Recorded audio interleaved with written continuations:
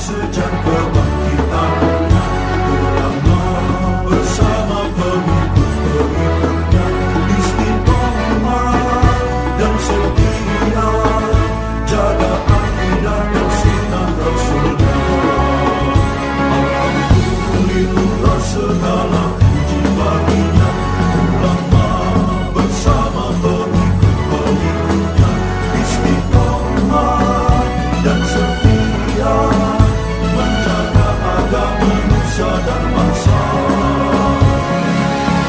Mari kuatkan niat kita, kita bulatkan tekad kita, terus lanjutkan amal kita, mengembangkan hikmah kita. Assalamualaikum warahmatullahi wabarakatuh. Waalaikumsalam warahmatullahi wabarakatuh. Al-Fatihah. A'udzubillahi minasyaitonir rajim. Bismillahirrahmanirrahim. Alhamdulillahirabbil alamin. Arrahmanir rahim. Maliki yaumiddin. Iyyaka na'budu wa iyyaka nasta'in. Ihdinas siratal mustaqim. Shiratal ladzina an'amta 'alaihim ghairil maghdubi 'alaihim waladdallin. Bismillah, walhamdulillah, wassalatu wassalamu ala sayyidina Muhammadir Rasulillah wa ala alihi wa ashabihi wa man tabi'a huda wa jama'atah wa la hawla wa la quwwata illa billah. Amma ba'd. Segenap jamaah Majelis Ta'lim Al-Hidayah yang dimuliakan oleh Allah, alhamdulillah malam hari ini kita melanjutkan kembali pengajian kitab Bidayatul Hidayah. Mudah-mudahan ini menjadi ilmu yang bermanfaat dunia akhirat. Amin ya rabbal alamin. Pembahasan yang lalu Imam Ghazali menegur kita, mengingatkan kita, masa iya Allah memberikan nikmat kepada kita, tapi nikmat yang Allah berikan kepada kita gunakan untuk menentang Allah, untuk mendurhakai Allah. Ada orang misalnya, ada orang membantu dia, dikasih sama majikannya, makannya udah dikasih, semua keperluan-keperluannya dikasih sama majikannya, sampai mobil kalau mau pakai aja. Tapi itu mobil ternyata digunakan sama si supir ini, sama si pembantu ini, itu mobil digunakan buat ngangkutin barangnya majikan, diangkutin ke penadah, dijual-jualin untuk barang majikan. Kira-kira majikan marah nggak? Pakai mobil gua udah dicukupin semua keperluannya, tapi dipakai nikmatnya ini untuk mendurhakai majikan, untuk menentang majikan. Demikian juga nikmat-nikmat Allah yang Allah berikan kepada kita, nikmat mata, nikmat hidung, nikmat telinga, semuanya ini adalah nikmat-nikmat yang seharusnya digunakan untuk perkara-perkara yang Allah ridho, tidak untuk perkara-perkara yang Allah murka. Nah, pembahasan yang berikut ini akan dibicarakan satu persatu dari 7 anggota badan kita yang menjadi potensi untuk berbuat buruk, maka akan dibahas satu persatu.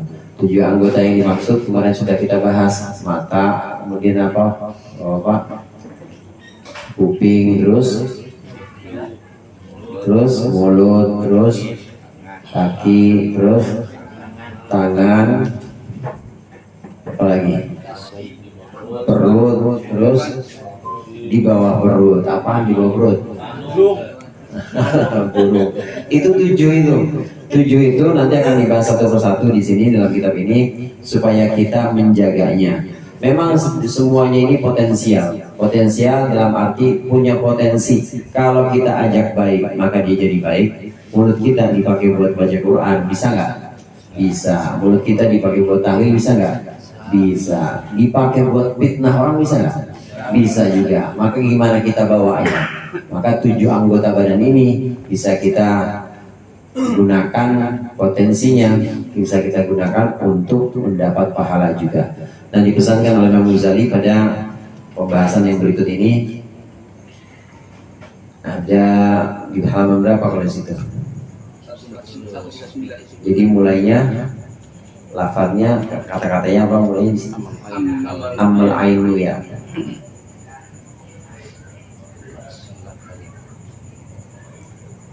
Bismillahirrahmanirrahim. Qala al-musannif rahimahullah wa nafa'ana bihi wa bi 'ulumihi wa bi barakatihi fid dharain amin. Ammal 'ainu fa innama khuliqat laka litahtadiya biha fid dhulumati. Adapun mata, maka mata hanyalah diciptakan untukmu agar engkau mendapat petunjuk, mendapat arah dengan mata tersebut fid dhulumati dalam kegelapan.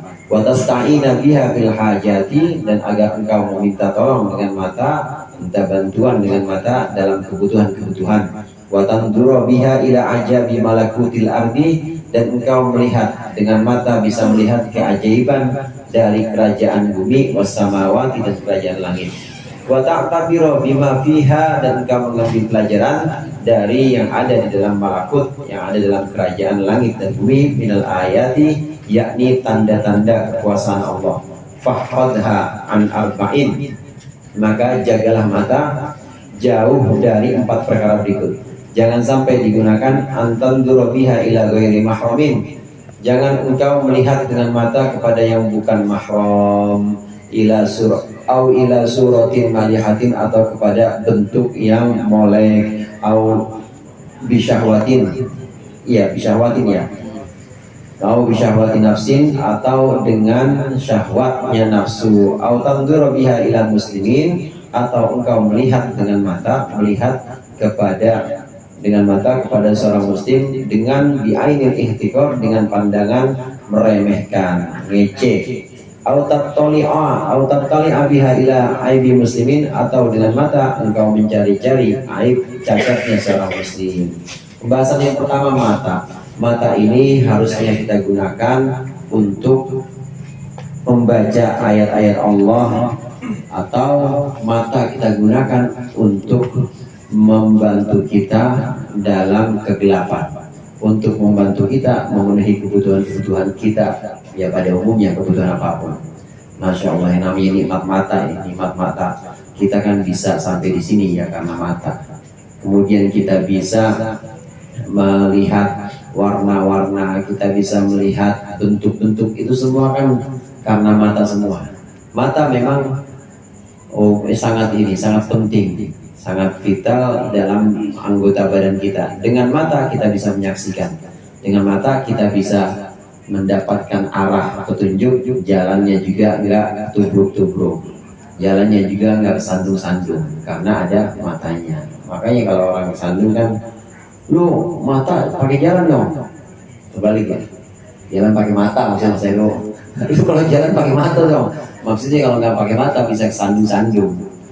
Ini mata bisa menunjukkan kita, menuntun kita supaya jalan dalam kegelapan maupun jalan dalam sesuatu yang terang, ini bisa kita gunakan. Dengan mata kita bisa melihat arah, dengan mata kita bisa terbantu, sangat membantu.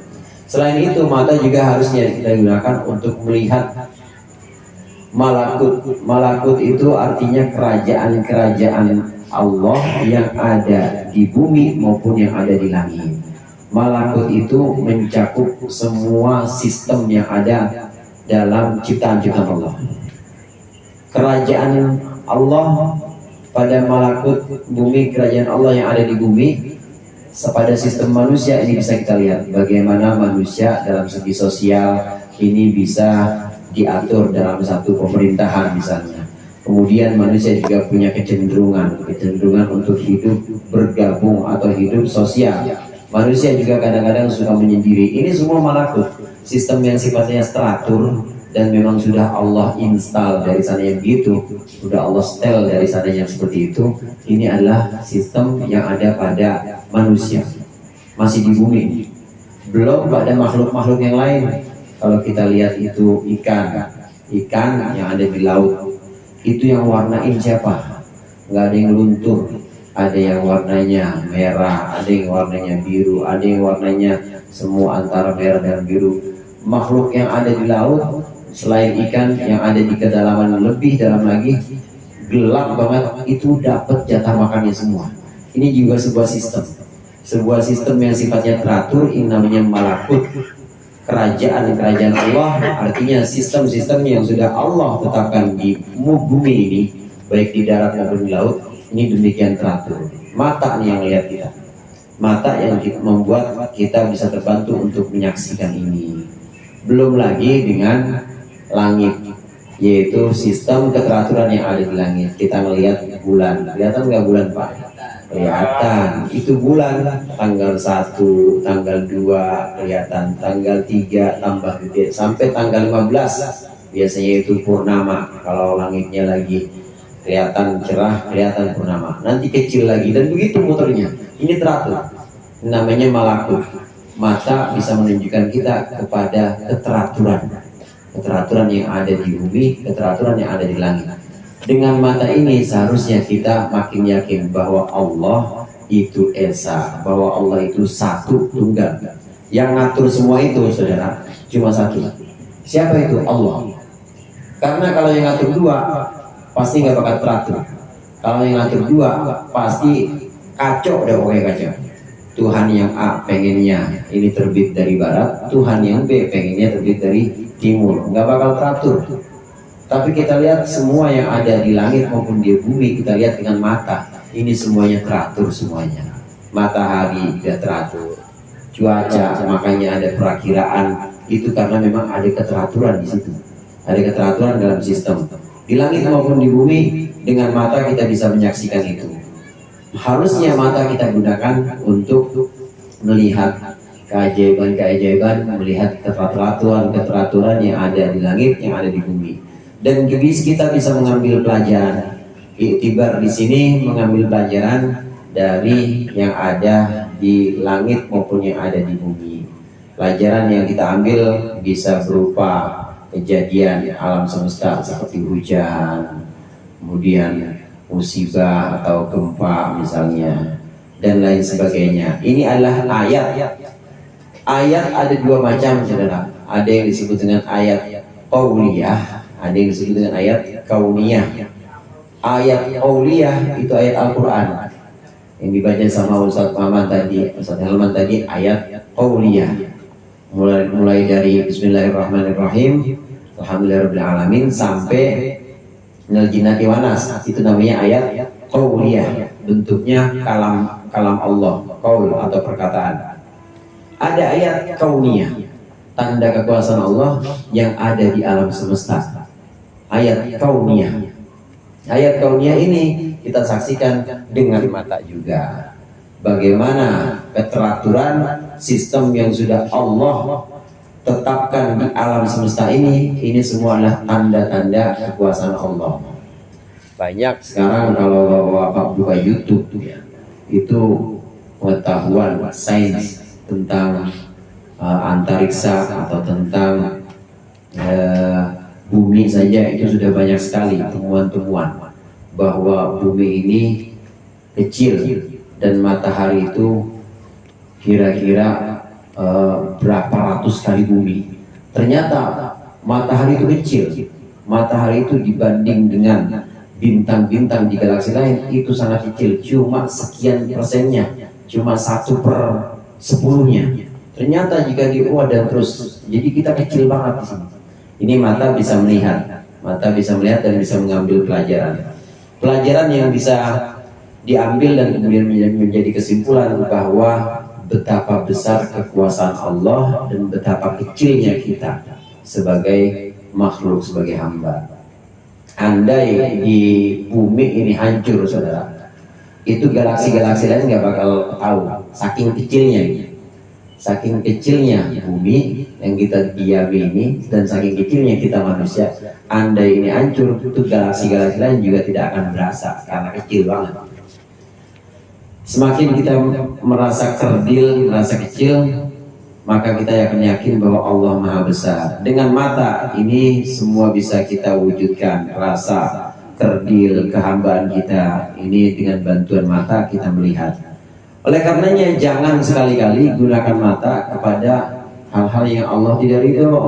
Apa misalnya ngelirik yang bukan mahram, ngelirik, melihat yang bukan mahram. Mahram itu orang yang haram kita nikahin, namanya mahram. Mahram itu bisa nasab, bisa susuan, bisa musyawarah. Nah, mahramnya nasab nih yang ada di sekitar kita atau dekat dengan kita, mahramnya nasab. Siapa itu? Anak. Boleh nggak lihat anak? Ya boleh, namanya mahram. Haram dinikahi itu mahram. Boleh nggak lihat orang tua, ibu bapak? Boleh, namanya mahram. Lihat saudara kandung? Boleh, mahram, namanya orang yang haram dinikahi. Orang yang mahram juga yang haram dinikahi itu ada yang sebab susuan. Udah nggak ada yang nyusu bareng kali sekarang ya. Saudara susuan, asal ada bayi bocah dulu pernah nyusu selama 3 kali susuan, udah 3 kali nyusu lagi, itu artinya 3 kali susuan. Ini taruh jam sekian nyusu, terus beberapa menit lagi dia nyusu lagi, sampai 3 kali begitu, maka udah jadi 1 susuan. Walaupun bukan anak dia, tapi dia nyusu bareng sama seorang ibu, maka ini anak ibu dengan bayi yang tidak disusui, ini jadi saudara susuan. Mahram juga, haram dinikahi. Mahram juga. Ada juga mahram musyawarah sebab pernikahan, saudara. Siapa itu? Mertua sama mantu, mahram juga. Jadi mertua melihat mantu nggak apa-apa, mantu melihat mertua nggak apa-apa, nggak haram, karena memang mahram. Yang diharamkan di sini adalah melihat yang bukan mahram, ghairi mahramin. Siapa itu? Ya selain yang tadi saya sebutin, ya tetangga, emang nggak ada hubungan apa-apa. Yang halal kita nikahin itu haram dilihat. Maka mata kita jangan digunakan untuk melihat yang bukan mahram. Di antara ulama, antara lain Imam Ar-Romli, kalau melihatnya karena nggak sengaja, pandangan pertama udah gitu, dia tarik lagi nggak lihat, nggak apa-apa, itu nggak dosa. Kalau pertama Bang Heru, ya pertama astagfirullahaladzim, ya udah. Tapi kalau lanjutin terus, blototin terus, dosa, udah mulai dosa. Jadi kalau pertama itu belum dosa, tapi kalau udah kedua kalinya atau dilanjutin, dosa itu. Memandang yang bukan mahram tidak boleh. Atau memandang aurat. Memandang aurat juga nggak boleh, saudara. Memandang aurat, kecuali aurat kita sendiri ya. Aurat, meskipun aurat mahram, kalau tidak ada hajat nggak boleh. Aurat mahram nggak boleh. Seperti kita misalnya, nggak ada hajat lagi, nggak nyebokin anak, tapi kita liatin nggak boleh. Kita tentelengin gitu, terus nggak boleh lihat mahram. Aurat mahram nggak boleh. Aurat itu tidak boleh dilihat. Ini mata jangan digunakan untuk melihat aurat atau melihat bentuk-bentuk yang kira-kira menimbulkan syahwat, ya seperti bentuk-bentuk indah, bentuk tubuh dan lain sebagainya. Jangan gunakan mata untuk bentuk yang seperti itu. Atau satu lagi, melihat saudara kita dengan pandangan hina. Artinya dia melihat matanya cuma matanya meremehkan, nggak boleh.